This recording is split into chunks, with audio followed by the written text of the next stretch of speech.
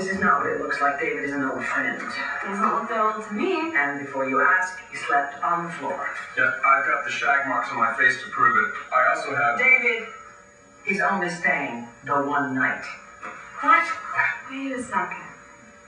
You were in the cafe the other day with a couple other women. Yeah, that wasn't what it looked like and either. you didn't want to wait on them. Well, actually, I didn't want to wait on the two women. Not very good. See? Whatever you say. I still wonder what Charlie would think. Don't eat that. That's not yours. I'm hungry. So, Charlie, is he big? Is he scary? Okay. David is not that night friend. And Charlie's out of town, okay? He said he had some personal business to attend to. Well, I already called a cab, so I think I'm going to wait outside. I want to thank you again for your hospitality. Oh, think nothing of it. Charlie, let me walk you out, okay? Okay, and you know, I'm very sorry for whatever it is that's going on here, but I'm sure it'll all turn out okay. Nice to meet you. Yeah, nice. Who the heck is he? Charlie from Texas. That's all I know. Well, I want to thank you again for the plane ride to Landview, and thanks for letting me use the guest room last night. Think nothing of it. After everything you did for me last night. Well, it's not every day that you find a beautiful woman unconscious in the bushes. And may I say that I think that your ex is an idiot for kissing another woman. Say it twice.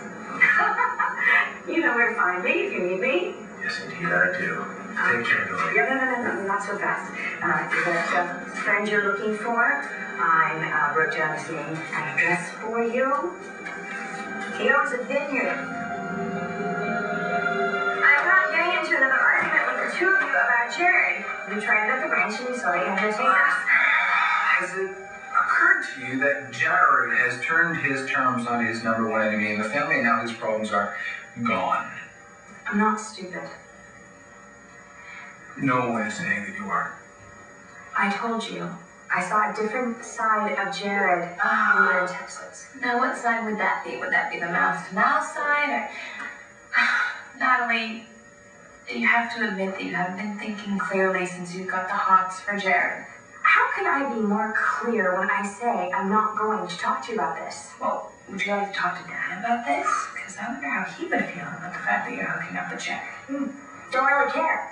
And don't you go shooting your mouth off about it either. We are concerned for you. Well, I hate to say it, but you have not been a part of this family long enough to be concerned about me. No, I mean, what? We're all being frank here. Read my lips. I can take care of myself. And as far as this family goes, everyone except Renee and me think that Jared is a con artist. And I really don't see how he can make any trouble. Well, you won't have to. Because he's got you to do it for him. Jared did time in prison. 2 years, breaking and entering. Well, at least it wasn't armed robbery or murder. Well, I can understand why I didn't want to tell you. I wouldn't have let him work at BE, that's for sure. Well, it was his only arrest, so maybe he figures that he did his time and he wants a clean start. I'm not so sure when I'm living in the house with Matthew. Well, you know what? You're sure in a position to boot him out of here, then. Matthew told me Paul left you this house. Yeah, that's kind of weird, isn't it? You're not upset, are you? No. I'm glad that Renee and Nigel, they're going to be taken care of. Yeah. Do you want me to talk to this guy or do you want to do it? No, I'll do it. Are you going to keep living here? I offered to move out, though. And I told you it was not necessary. Yeah, I guess I really did miss out on a lot down here at the ranch. Matthew told me that Clint got you on horseback. Oh, well, I didn't quite make it. Oh, you should have come. I told you that Paul respected you and what you did. Yeah, it's just the law that he had a hard time respecting. Well, anyway, I got the will on CD so you can hear it from Paul himself. Well, that's okay. Beaver sent me all the paperwork, so I'm pretty much up to speed. How about this? Another long-lost son. Yeah, this is like Paul to appoint Nigel to be the one to decide when we find out who our half-brother is. I don't have a relationship with Natalie. Not how he needs to. If you go through with passing yourself off as Ace's son, it never will come to anything. Is a seat on the board of Buchanan Enterprises worth passing up a chance at love?